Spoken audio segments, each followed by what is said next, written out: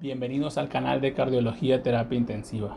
Hoy vamos a estar hablando de un tema sumamente importante como es la relación médico-paciente. Yo te pregunto, ¿has escuchado hablar del juramento hipocrático? Hablaremos en este video sobre el juramento hipocrático y sobre cómo la mitología jugó un papel importante en la divinidad otorgada al médico y a su vez a la obligación y responsabilidades que éste le acarrea, pues para todo gran poder viene consigo una gran responsabilidad.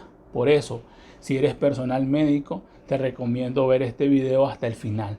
Y si acaso no lo eres, pero ha cursado por tu mente en algún momento el deseo de serlo, vos sí tenés que ver este video.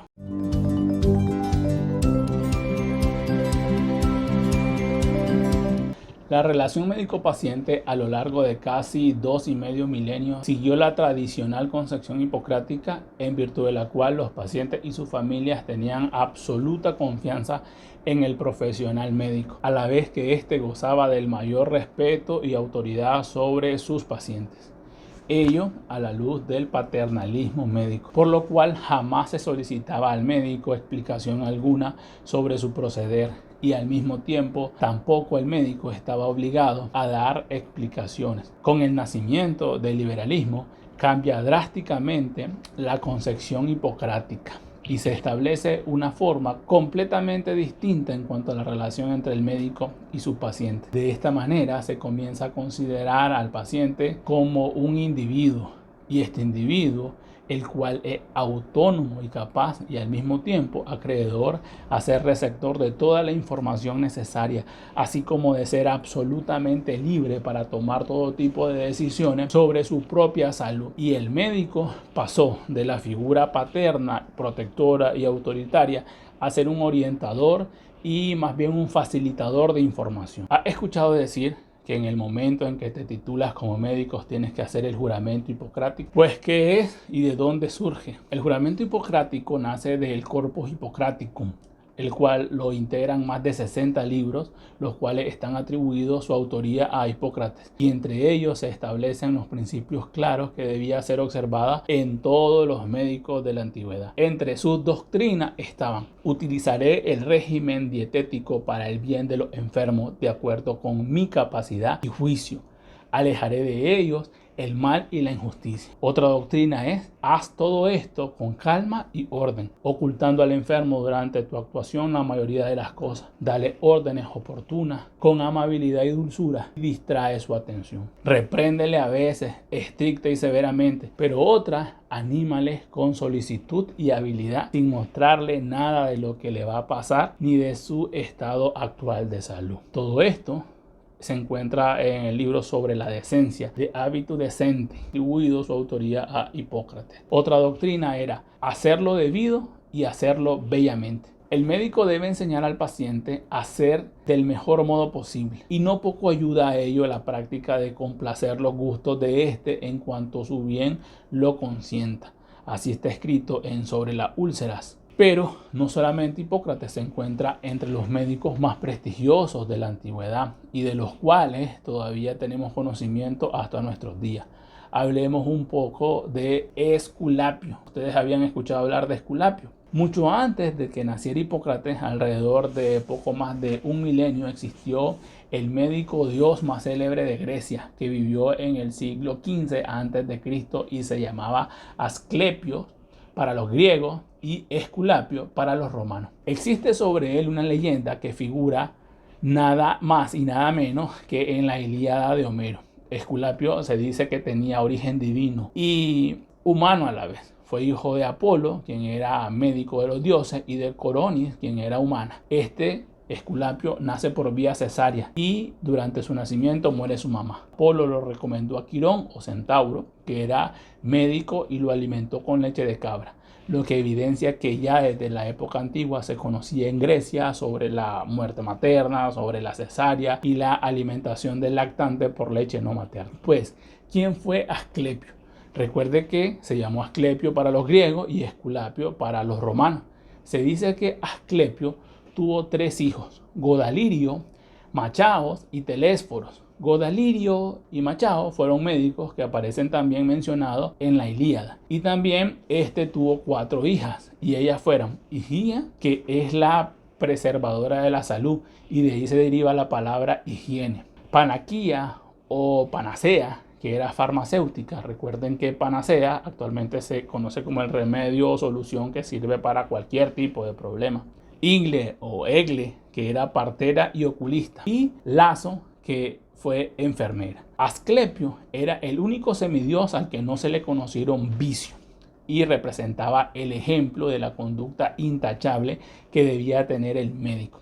La mitología griega afirma que fue Centauro o Quirón quien enseñó a los hombres el arte de curar los males de la salud. El centauro era versátil en la medicina y en los conocimientos de las plantas medicinales. De ahí surge los asclepiones, es la palabra derivada de Asclepio. Estos eran médicos sacerdotes que actuaban en los asclepiones, que fueron hermosos templos ubicados en lugares altos, agradables, saludables, edificados en formas circulares, y en ellos habían columnas donde circulaban aire fresco y en cuyo centro estaba, en el centro del templo propiamente dicho, una imagen de Asclepio que aparecía con el torso desnudo y portando un bastón y una víbora enroscada en el bastón, lo cual se tomó como el símbolo de la medicina. Por tanto, los primeros hospitales fueron estos. ¿De dónde surgió el actual logo de la medicina? Pues ya lo hemos dicho. Se dice que el bastón significaba edad, experiencia, tolerancia, y la víbora un revivir continuo con más fuerza. Por eso es que nosotros los médicos debemos respetar a nuestros maestros. Siempre debemos respetar a nuestros maestros, porque el médico, mientras más viejo es, más sabio se vuelve y nota datos clínicos que pueden pasar desapercibidos ante nuestro ojo inexperto. A veces también aparece Higia al lado del semidios con una copa que también tiene una víbora enroscada representando el símbolo de farmacia. En la copa está el farmacón, droga que directamente causa daño, pero con la virtus característica de la víbora se transforma en potion o potion, remedio apto para tomarse. Quirón o Centauro, como se le quiere llamar, tuvo por discípulo, por tanto, a Esculapio, que fue divinizado, llamado médico y salvador, y que tenía por símbolo a la serpiente. Los antiguos griegos le dedicaron templos, ritos y cultos. Los enfermos eran llevados a los templos y eran curados a través de prácticas y ritos mágicos religiosos ejercidos por los sacerdotes de Esculapio. Con el tiempo, al lado de los sacerdotes comenzaron a aparecer médicos a los que llamaban legos, que se distinguían de los primeros por su preparación específica en el arte de la medicina para la preparación de estos medicamentos. Al lado de los templos de Esculapio surgieron escuelas para donde iban los enfermos y donde era posible para el estudiante ver un mayor número y variedad de casos patológicos. Esto quiere decir un mayor número de enfermos que les permitió la identificación y el conocimiento de lo que hoy conocemos como síndromes clínicos. Esculapio, de quien empezamos a hablar al inicio del video, llegó a dominar la cirugía, la terapia con plantas, y además se le atribuía la facultad de resucitar hasta los muertos. Y por tal razón fue que fue fulminado por un rayo de Zeus, quien se irritó por su infracción a la ley inmutable, la muerte. Querramos o no, todos moriremos. En el siglo IV a.C. se levantó en su honor el templo de Esculapio, llegando a su apogeo en el siglo II después de la era cristiana. Pues nada más y nada menos que Galeno ejerció allí su profesión, otro célebre médico, y es por él que en la actualidad una manera de nombrar a las personas que ejercemos el arte de la medicina se nos denomina como galenos. ¿Y cuáles fueron los consejos de Esculapio a los que van a dedicarse al ejercicio de la medicina? Entre las numerosas series de consejos atribuidas a Esculapio y dirigidos hacia los médicos o a quienes pretenden serlo, se encuentran las siguientes. Y les pido que escuchen con atención, porque sus palabras a mí me parecen fantásticas. Inician así: ¿quieres ser médico, hijo mío? Aspiración es esta de un alma generosa, de un espíritu ávido de ciencia. ¿Has pensado bien en lo que vas a hacer de tu vida? Tienes que renunciar a la vida privada. La mayoría de los ciudadanos pueden, terminadas las tareas, aislarse lejos de los importunos. Tu puerta quedará siempre abierta a todos, sea de día o sea de noche. Vendrán a turbar tu descanso, tus placeres, tu meditación. Ya no tendrás horas para dedicar a la familia, a las amistades o al estudio. Los pobres, acostumbrados a padecer, no te llamarán sino en caso de extrema urgencia. Pero los ricos te tratarán como un esclavo encargado de remediar sus excesos, sea porque tenga una indigestión o sea porque estén acatarrados, pues estiman en muchísimo a su persona. Habrás de demostrar interés por los detalles más vulgares de su existencia. Decir si ha de comer cordero o ha de comer carnero, si ha de andar de tal o cual modo cuando pasea.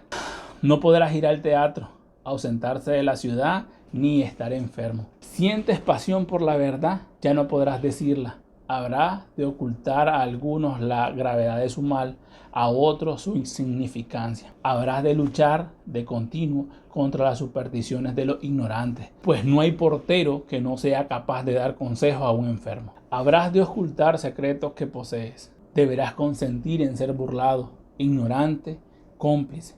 La medicina es una ciencia oscura que los esfuerzos de sus fieles van iluminando de siglo en siglo. No te será permitido dudar nunca, por pena de perder tu crédito, si no afirmas que conoces la naturaleza de la enfermedad, que posees un remedio infalible para curarle. El vulgo preferirá ir a ver a charlatanes que vendan la mentira que necesitan escuchar. No cuenten con agradecimiento. Cuando el enfermo sana, la curación es debida a la robustez. Si muere, tú eres el que lo has matado. Mientras están en peligro, te tratan como a un dios, te suplican, te prometen, te colman de halagos. No bien, ya están en convalecencia, ya les estorbas. Cuando se trata de pagar los cuidados que le has prodigado, te enfadan y te denigran. Cuanto más egoístas son los hombres, más solicitud exigen del médico. Cuantos más codiciosos, más desinteresado ha de ser él. Aquellos mismos que se burlan de los dioses les confieren sacerdocio para interesarlo al culto de su sacra persona. Te verás solo en tu tristeza, solo en tus estudios, solo en medio del egoísmo humano. Ni siquiera encontrarás apoyo entre los médicos que se hacen sorda guerra por interés o por orgullo. Únicamente la conciencia de aliviar males podrá sostenerte en tus fatigas.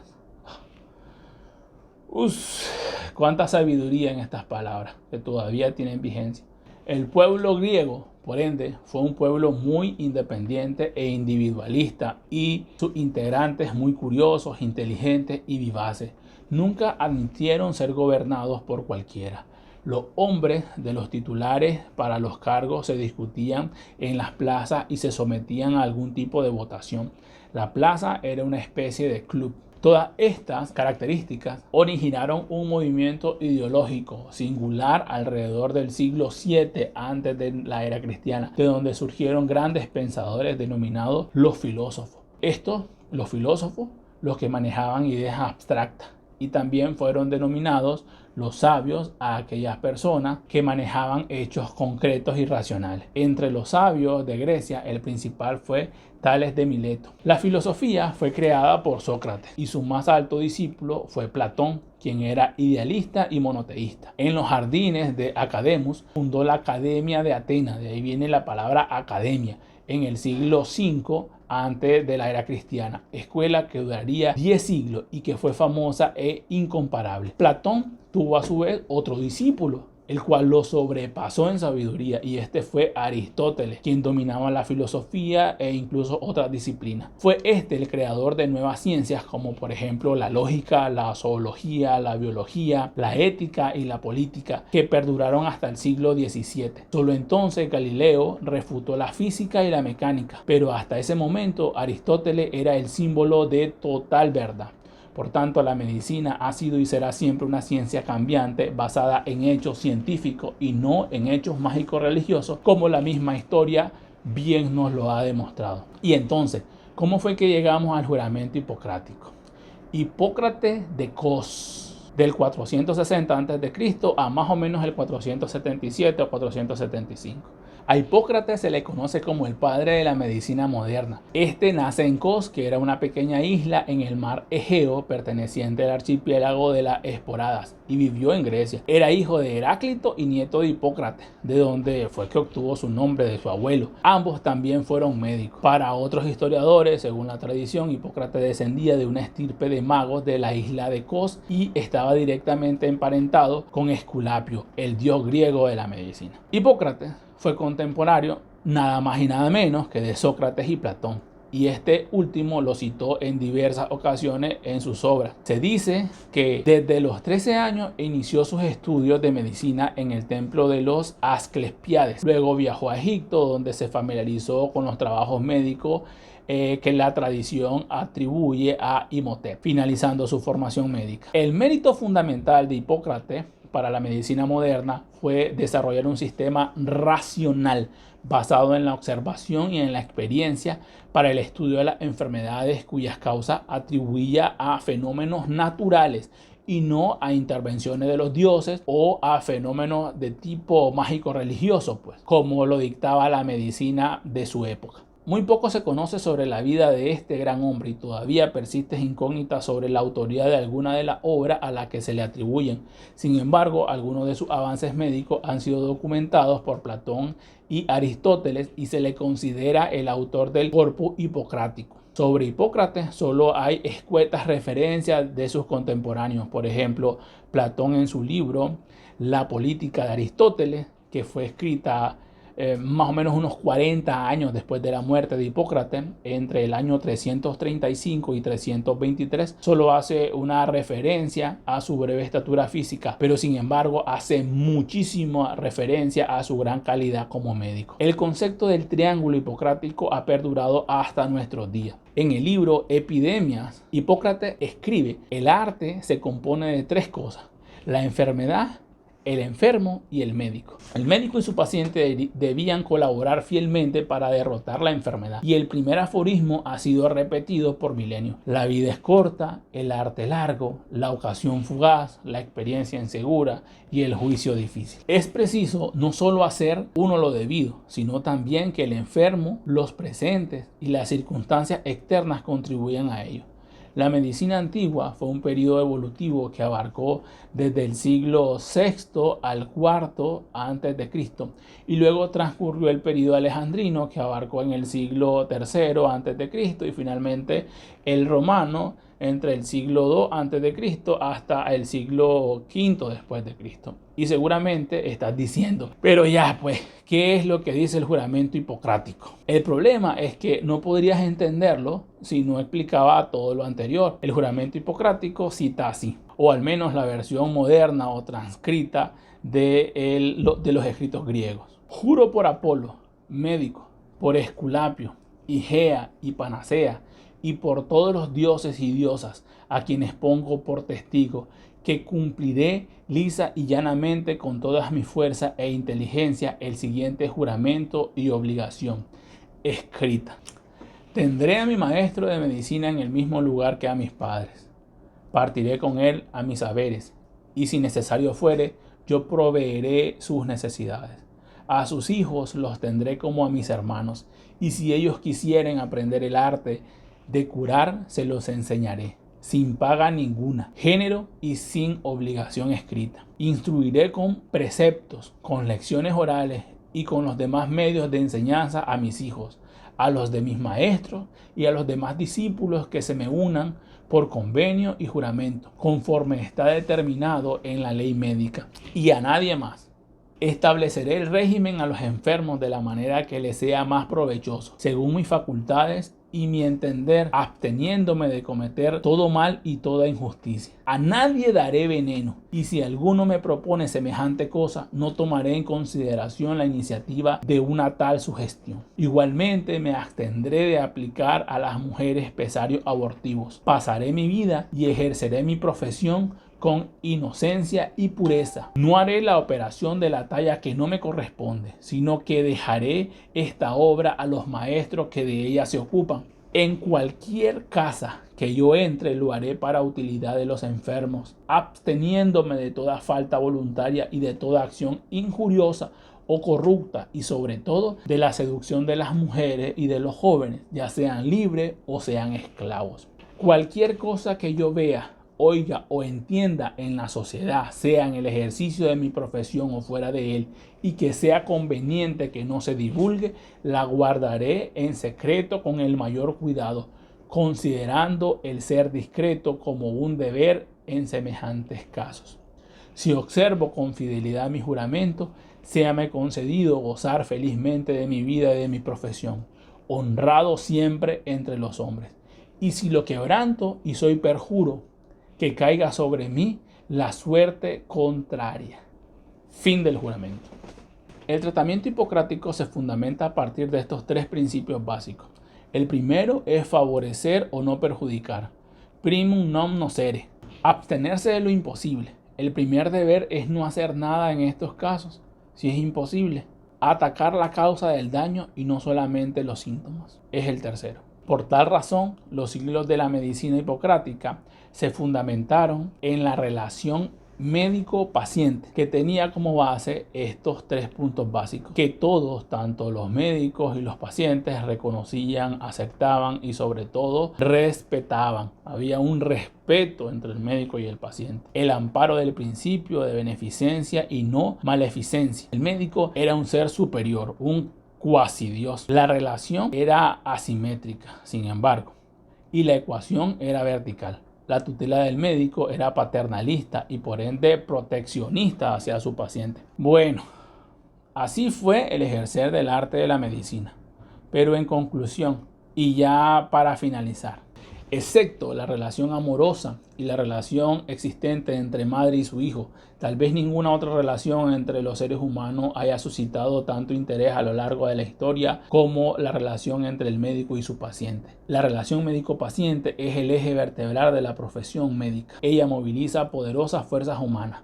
Moviliza la fe, la esperanza, la confianza, fortaleza moral y aceptación de las adversidades, como lo es incluso el aceptar la enfermedad misma e incluso la muerte como un fenómeno que forma parte de la vida misma y como experiencia racional. En las últimas décadas la medicina, sin embargo, ha evolucionado. Para bien o para mal, la verdad es que lo que sí es un hecho es que ha evolucionado mucho más que en cualquier otro periodo similar en la historia. Por lo mismo, la relación médico-paciente ha sufrido cambios radicales, pero manteniendo el carácter que fundamenta el acto médico, como lo es la relación médico-paciente.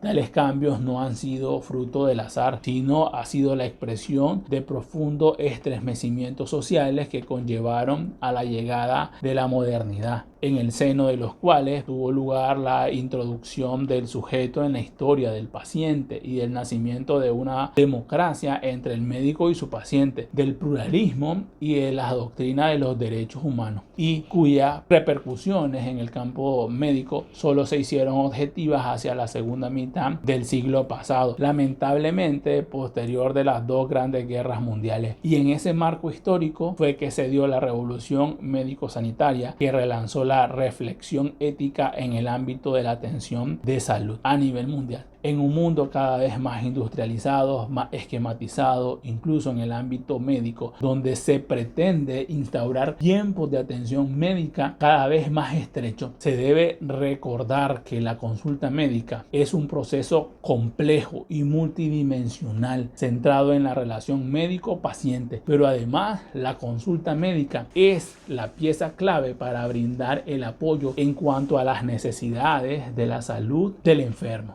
El sufrimiento e incertidumbre que tiene el sujeto cuando se ve afectada en su integridad física y humana y también en su situación emocional. La consulta médica ha sido y seguirá siendo la expresión del acto médico presente desde el nacimiento del corpus hipocrático y la pérdida de la individualización del paciente y la percepción del mismo solamente como una enfermedad a la cual hay que tratar ha traído consigo, lamentablemente, en los últimos años la pérdida de la relación médico-paciente, una relación estrecha que antes existía, y a su vez ha disminuido el respeto hacia el médico. Bueno, esta es mi opinión. Si difieres o si estás de acuerdo, te invito a que dejes un comentario aquí en la parte de abajo. Si la información te ha parecido de valor, te invito a que compartas, porque el conocimiento es lo único que se multiplica al ser compartido. Gracias por seguir nuestras publicaciones y gracias por tu apoyo.